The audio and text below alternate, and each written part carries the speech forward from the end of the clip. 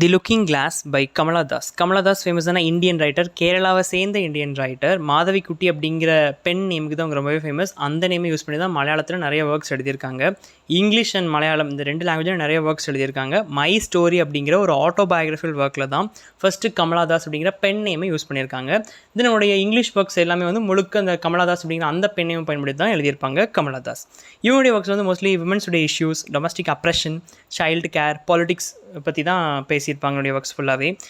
தென் female செக்ஷுவாலிட்டியை பற்றிலாம் வந்து ரொம்ப எக்ஸ்பிளிசிட்டாகவே என்னுடைய ஒர்க்ஸ்லாம் சொல்லியிருப்பாங்க. அதனாலேயே வந்து இவங்களை வந்து ஒரு ஐக்கனோக்ளாஸ்ட் அப்படின்னு சொல்லுவாங்க. ஐக்கனோக்ளாஸ்ட் அப்படின்னா ஆல்ரெடி சொசைட்டியில் இருக்கிற செரிஷ் பண்ணப்படுற பிலீஃப் எல்லாம் கிரிட்டிசைஸ் பண்ணுறவங்கள தான் ஐக்கனோக்ளாஸ்ட் அப்படின்னு சொல்லுவாங்க. ஸோ கமலதாஸ் வந்து ரொம்பவே ஓப்பனாக நிறைய விஷயங்களை சொல்லுவாங்க. அதுக்கு இந்த தி லுக்கிங் கிளாஸ் அப்படிங்கிற இந்த போயம் வந்து ஒரு பெஸ்ட் எக்ஸாம்பிள். நம்ம அந்த போயம் பார்க்கும்போது உங்களுக்கே புரியும், ரொம்பவே ஓப்பனாக நிறைய விஷயங்கள் இந்த போயமில் சொல்லியிருப்பாங்க. ஸோ அதனால தான் இவங்களை ஐக்கனோக்ளாஸ்ட் அப்படின்னு சொல்கிறாங்க. சில ஃபேமஸான போயம்ஸ் பார்த்தோம் அப்படின்னா my grandmother's house, the convicts, the descendants, இதெல்லாம் உடைய ஃபேமஸான போயம்ஸ். இப்போ இந்த போயமுடைய சம்மரி பார்த்துடலாம். போயம்லாம் நான் டிஸ்கிரிப்ஷனில் கொடுத்துருக்கேன், ஃபாலோ பண்ணிக்கோங்க. Getting a man to love you is easy, only be honest about your wants as a woman.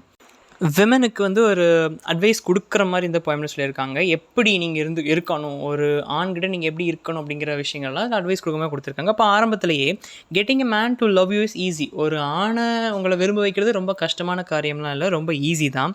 But நீங்கள் எப்படி இருக்கணும்னா ஒன்லி பி ஹானஸ்ட், எந்த விஷயத்தையும் மறைக்காமல் உண்மையாக அவன்கிட்ட இருக்கணும். அதாவது எந்த அளவுக்கு அப்படின்னா எதையுமே நீங்கள் வந்து அந்த ஆண்கிட்ட நீங்கள் மறைக்கக்கூடாது. உங்களுடைய பர்சனல் உள்ளடக்கிற ப்ராப்ளம்ஸாக இருக்கட்டும், ட்ரபிள்ஸாக இருக்கட்டும், செக்ஷுவல் ஹங்கர்ஸாக இருக்கட்டும், எந்த ஒரு விஷயத்தையுமே வந்து உங்களுடைய பார்ட்னர்கிட்ட நீங்கள் மறைக்காமல் ஓப்பனாக இருக்கணும் அப்படிங்கிறது தான் அப்படி சொல்கிறாங்க. Only be honest about your wants as woman. ஒரு பெண்ணாக உங்களுக்கு என்னென்ன தேவைகள் இருக்கோ அது எதையுமே நீங்கள் வந்து உங்களுடைய பார்ட்னர்கிட்ட மறைக்கக்கூடாது.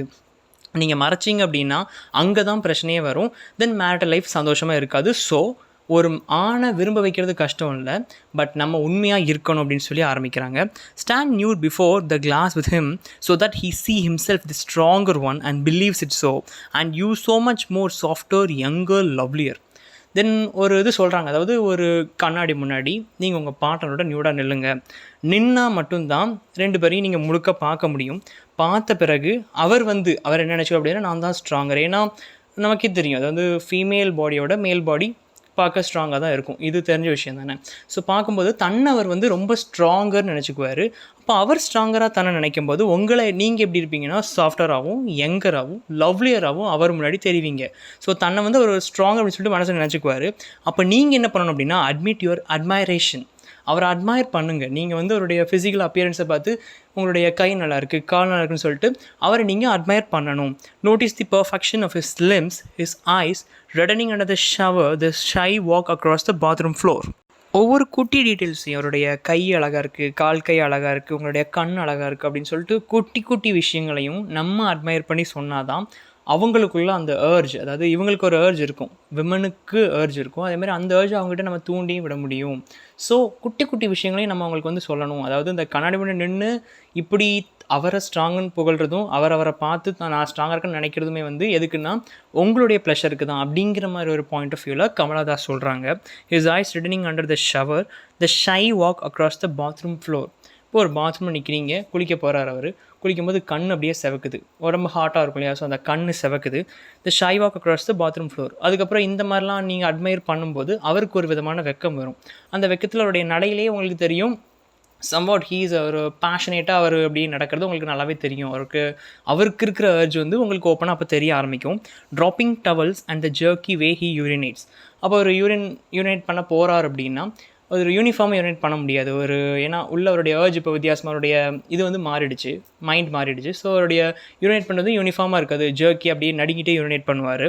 All the PAN details that make him male and your only man.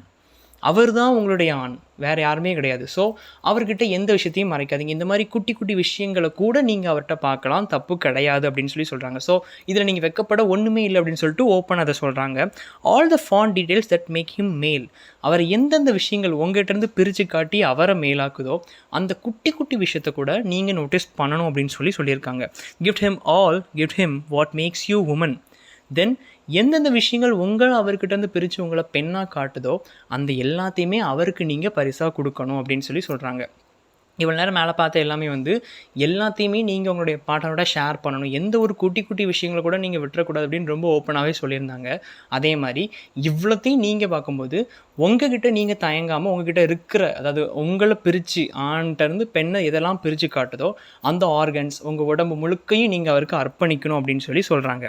The scent of long hair, the musk of sweat between the breast, the warm shock of menstrual blood and all your endless female hungers. எந்த ஒரு விஷயத்தையும் விட்டு வைக்கக்கூடாது. உங்களுடைய தலைமுடி வாசத்துலேருந்து அந்த வேர்வை வாசம் எல்லாத்தையுமே, ஈவன் menstrual blood, அந்த பீரியட்ஸ் சம்மந்தப்பட்ட எல்லா விஷயங்களையுமே வந்து நீங்கள் உங்களுடைய பார்ட்னர்கிட்ட சொல்லணும், ஷேர் பண்ணணும்.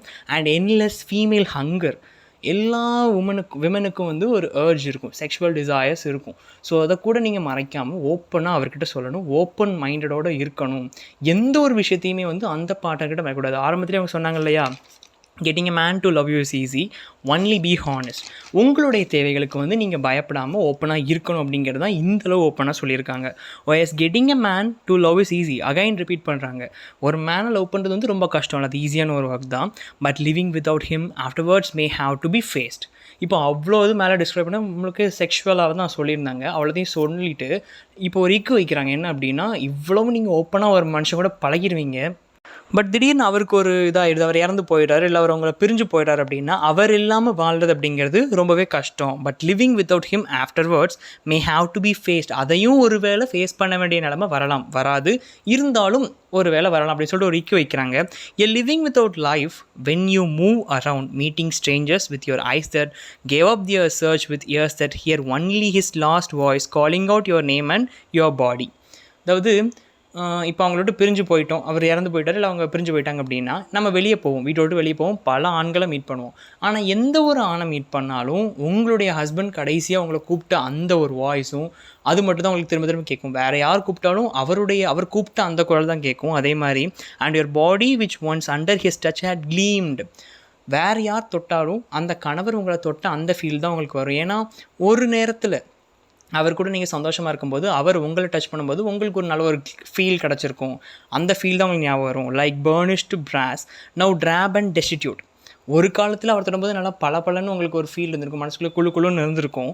Now drab and destitute. ஆனால் இப்போ வந்து வேறு யாரோ உங்களுக்கு டச் பண்ணாலும், வேறு பர்சனை நீங்கள் மீட் பண்ணாலும், அவங்க குரல் வேறு ஒரு பர்சனுடைய குரல் உங்களுக்கு கேட்டாலும் அது வந்து உங்களுக்கு ஒரு மந்தமான ஃபீலையும் ஒரு மாதிரி வெறுத்து போன ஒரு ஃபீல் தான் உங்களுக்கு கொடுக்கும். ரீசன் என்னென்னா, உங்களுடைய பார்ட்னருக்கு சப்ஸ்டியூட்டாக இன்னொருத்தர் வரவே முடியாது அப்படின்னு சொல்லியிருக்காங்க. ஸோ எந்த அளவு நம்மளுடைய பார்ட்னர்கிட்ட ஓப்பன் மைண்டடாக இருக்கணும். முக்கியமாக இது மேலுக்கான போயம் இது இல்லை, இது ஃபீமேலுக்கானது. அதாவது எங்கெங்கெல்லாம் விமனை அப்ரெஸ் பண்ணுறாங்க அப்படிங்கிறத அந்த போயம் சொல்கிறாங்க. அதாவது எந்த ஒரு இடத்துலையுமே வந்து விமனுக்கு குரல் கொடுக்குற ஒரு ஆப்பர்ச்சுனிட்டி இல்லை. ஈவன் பெட் ஷேர் பண்ணுற அந்த இதில் கூட இப்படி தான் இருக்காங்க விமன் அப்படின்னு சொல்கிறதுனால தான் கமலதாஸ் வந்து அங்கே கூட நீங்கள் வந்து எங்கேயுமே இறங்கி போகக்கூடாது, அங்கேயும் உங்களுக்கு என்னென்ன டிசைர்ஸ் இருக்கோ அதை நீங்கள் வந்து நிறைவேற்றிக்கணும், உங்கள் பார்ட்னரும் நிறைவேற்றிக்கணும், அங்கே எதையும் மறைக்காதீங்க அப்படிங்கிறது தான் இவ்வளோ ஓப்பனாக இந்த போயமில் சொல்லியிருக்காங்க. இந்த போயமோட தீம்ஸ்ன்னு பார்த்தீங்க அப்படின்னா sexuality, identity, emotional consequences of relationships, இதெல்லாம் இந்த போயமுடைய தீமாக சொல்லலாம். ஈவன் உமன்ஹுட்டை கூட இந்த போயமுடைய தீமாக சொல்லலாம்.